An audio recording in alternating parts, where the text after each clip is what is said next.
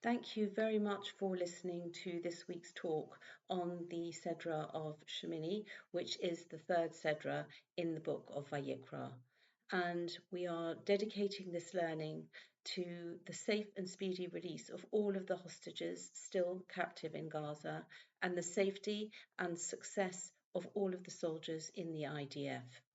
And when we look at the events of this week's Sedra and connect it to the fact that we have just celebrated Pesach, and we want to keep the enthusiasm and the commitment of Pesach, even though the actual laws that are so unique to Pesach don't apply anymore, but the concept of Geula, of redemption, and working towards Matan Torah that we experience in the counting of the Omer.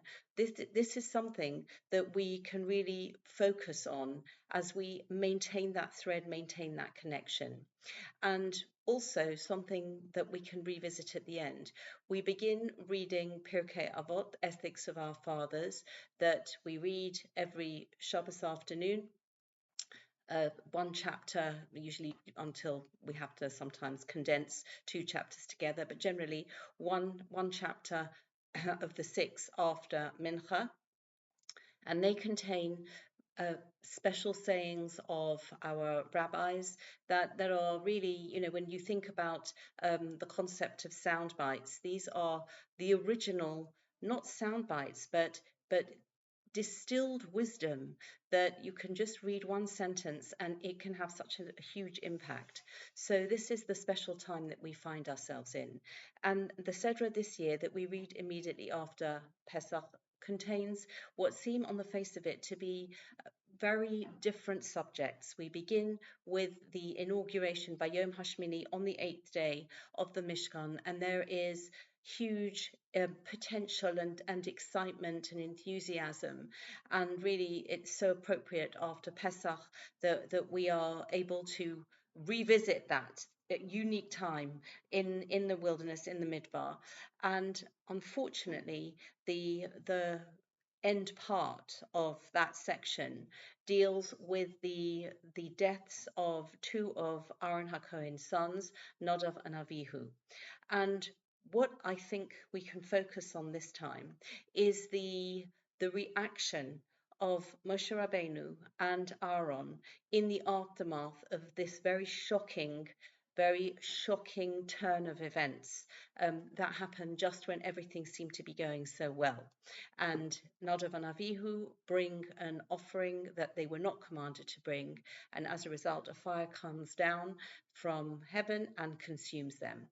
And the Moshe notices that, and we find this in chapter 10, verse 16. Moshe notices that they're not, Aaron and his two surviving sons are not eating certain offerings. So, ve'es se'ir hachatos, and the sin offering of the goats, Dorash Moshe. Moshe made two investigations about what had happened to them. V'hinei sorof, and behold, they had been completely burned. Vayiktzov al Elazar al Itamar b'nei Aaron hanisarim lemer, and he became angry against the two surviving sons of Aaron, Elazar and Itamar, and he's saying, Madua lo achaltem es hachatos bimkom hakodesh? Why didn't you eat the sin offering in the special place, in the holy place? Ki kodesh kodoshim he, because it is the most holy offering. So Moshe Rabbeinu is really questioning why they did not consume as they are commanded, because certain offerings, even after the demise of Nadav and Avihu, they did consume. So Moshe is asking them why they didn't consume those particular the sin offerings there. And Aaron responds in Pasuk 19, Yadaber Aaron el Moshe, and Aaron spoke to Moshe, Hein hayom ikrivu esfatosom. Do you think it was they who offered up their sin offering for es olosam lifnei Hashem, and their burnt offering before Hashem? Vatikrena osi ka'ela. It was I who offered them. V'achalti chatos hayom hayitav be'enei Hashem. And if I would have eaten the sin offering today, would that have been good in Hashem's eyes?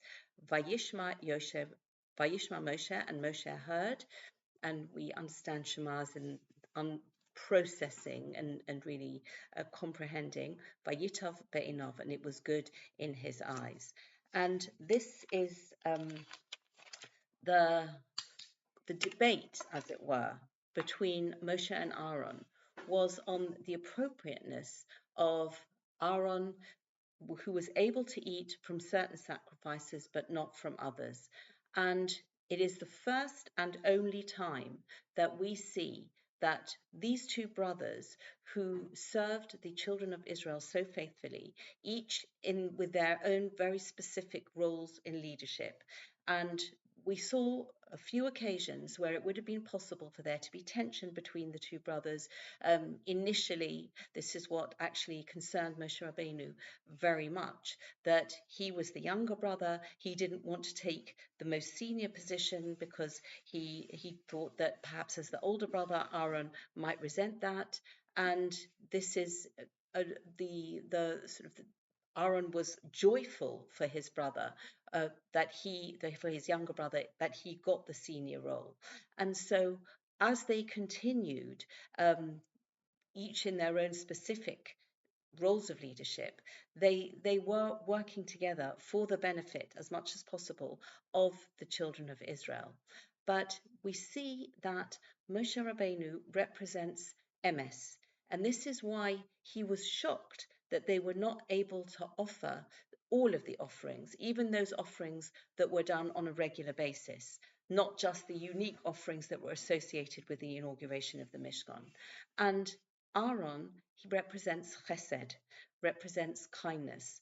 And Aaron was able to, in a human capacity, as a bereaved father who has just very suddenly and shockingly lost two sons, he says it wouldn't have been appropriate for me to bring an offering. It was not the job of Elazar and Itamar to bring these offerings, but I should have brought them, and that would not have been pleasing in the eyes of Hashem, that I am in a low state because of what has just befallen, but what has just befallen Aaron.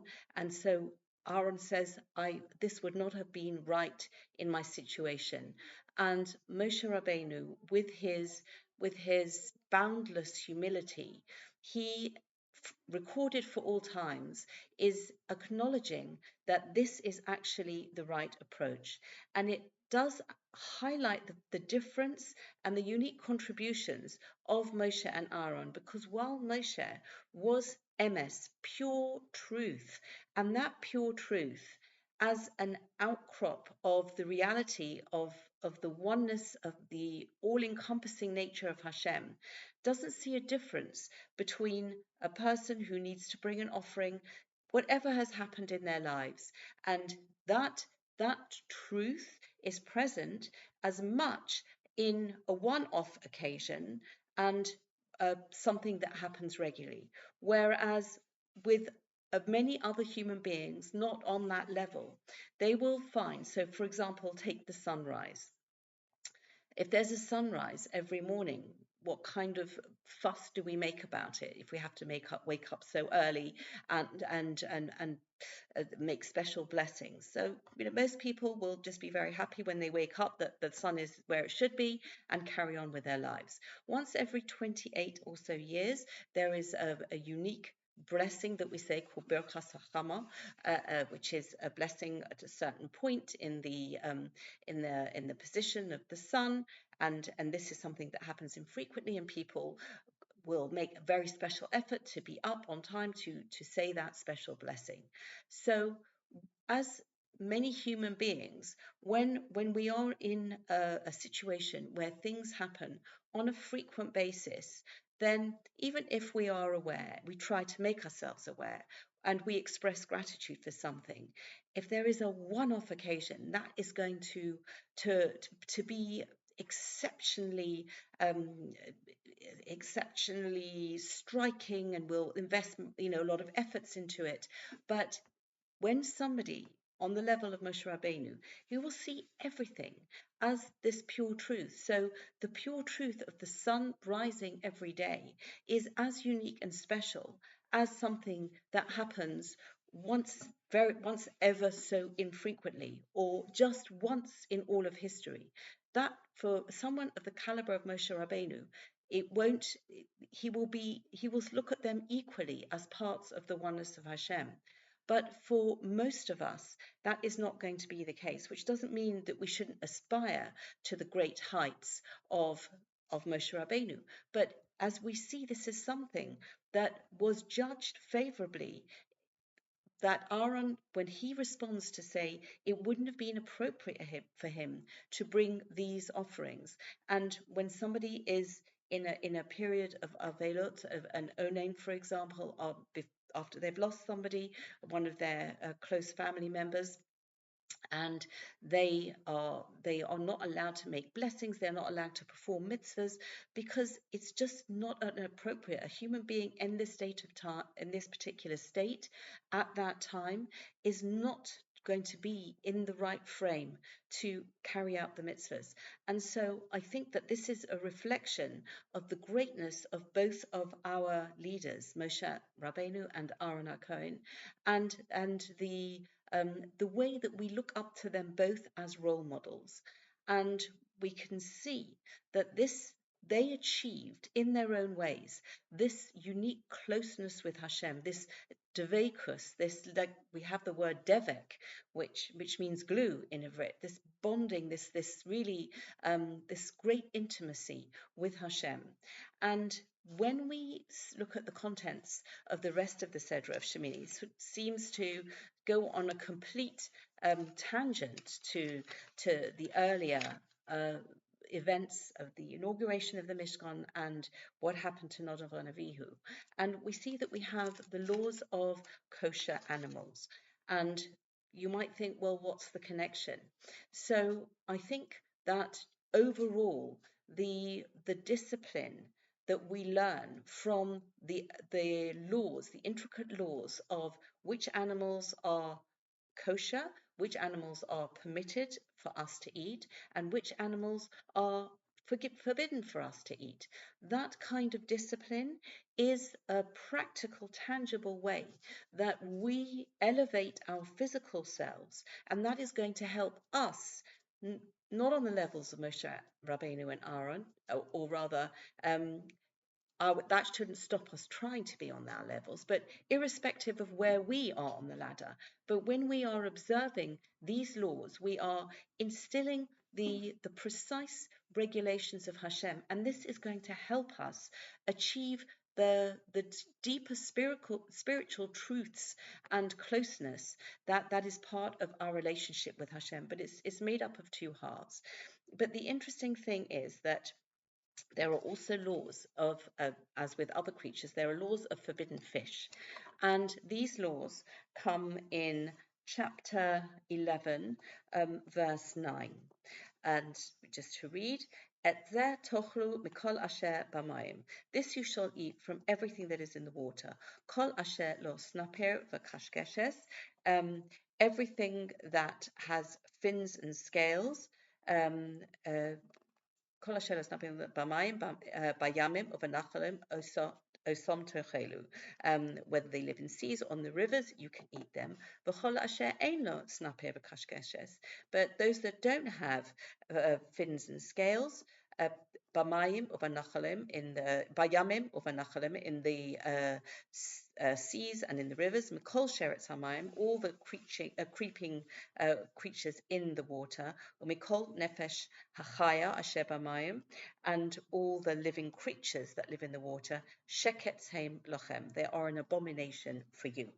Now, the laws, this particular subject, this particular portion in the Torah, was writings found from the Lubavitcher Rebbe, Rav Menachem Mendel Schneerson Zatzal, in 1941, when he was escaping from the Nazis, and he escaped from Paris through Vichy, France, to Lisbon. And he was focusing on this particular area as he was running away, really fleeing for his life. And I think that perhaps we can see a combination of Moshe Rabbeinu and Aaron, because he is, on the one hand, if you imagine, must be fearful for his life at that point, and he is concentrating on this particular uh, law, these verses in the Torah at that time, and the the lessons that we learn from the fish, among others, are that if you look at the environment that the fish is in, the fish is submerged in water. Unlike animals overground, or human beings who live on land, part of the dust, they are not completely submerged in that area in their environment. But fish are completely submerged in their environment, and even more so when they come out of that environment, they die. And just seeing a jellyfish, for example, on the beach, washed up, that you walk one direction and the jellyfish is looking quite full and sort of inflated and perfect, and just on the walk back you see that the jellyfish has already began to shrivel up. It can't survive for any length of time outside its environment. I know jellyfish is not quite the same as the other fish, but the same does apply, that a fish that's washed up out of water will not survive very long. And this is a message for us that we need to submerge ourselves in the Torah, in the precepts of the Torah, like the fish are submerged in the water, and really use them as the parable in this situation for the levels of closeness that we achieve. And there is a famous parable told about Rabbi Akiva, when he was tempted at the time of the Romans, or he wasn't actually tempted, but he was being offered, to sort of come out of his environment, stop learning Torah, and then his life would be saved. But he said that, I need to stay in the water. I need to stay in the water of Torah. Torah is compared to water, because if I'm on dry land, we know what the fox is going to do to the fish. And so this is the way we are learning from Moshe and Aaron as our role models, fish as our role models. And this, as we build from the Yontif of Pesach that we have just celebrated, thank God, and we're moving forward on the path to receiving the Torah in just under 7 weeks' time. And the Sedra of Shemini is helping us in this way. I mentioned that we start saying Pirkei Avot as at this time of year as well. And it is a phenomenon in Israel that there are stickers, many places that you go, public places, on bus stops, train stations, and actually even on the gates of Jaffa Gate as you walk towards the Kotel. And on these stickers, there are the beautiful smiling faces of many of the Chayalim, of the soldiers, who have given their lives in this latest war on behalf of all of us. And the stickers, as well as the pictures of these young soldiers, also contain sayings that they were famous for. And there is on the gates going towards the Kotel, there is a sticker from a soldier called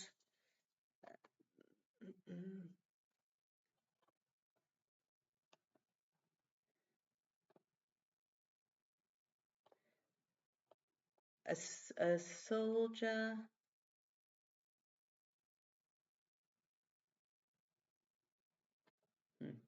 called Matityahu Yaakov HaCohen Perl. And it was this phrase that he is famous for is actually on his WhatsApp status. And the saying is, Yesh mishahu lamala, there is someone above, im tochnit mesuderet, with an exact orderly plan. Hakol matuchnan v'lotova. Everything is ordained and for the good. And the similarity of the sayings and this particular young man and the saying that was his WhatsApp status that he is now famous and associated with, it calls to mind the sayings in Pirkei Avot when it says, Hu haya omer, he would say, and this would mean that this is the phrase that that particular rabbi was famous for. And really we have so many uplifting and inspiring messages and phrases, compact, something that we can all look at. And yes, there is the pain of their physical loss, but the inspiration that they continue to give, their smiles that continue to shine so brightly as they look at us from these pictures. And as we stop and look and read, this is another part of the wonderful message that we can absorb from this special time of years. And please God, may all our prayers and all their heroic efforts merit to see the answering of everything that we are asking for and the true and complete redemption. B'mheira v'yameinu. Thank you very much for listening.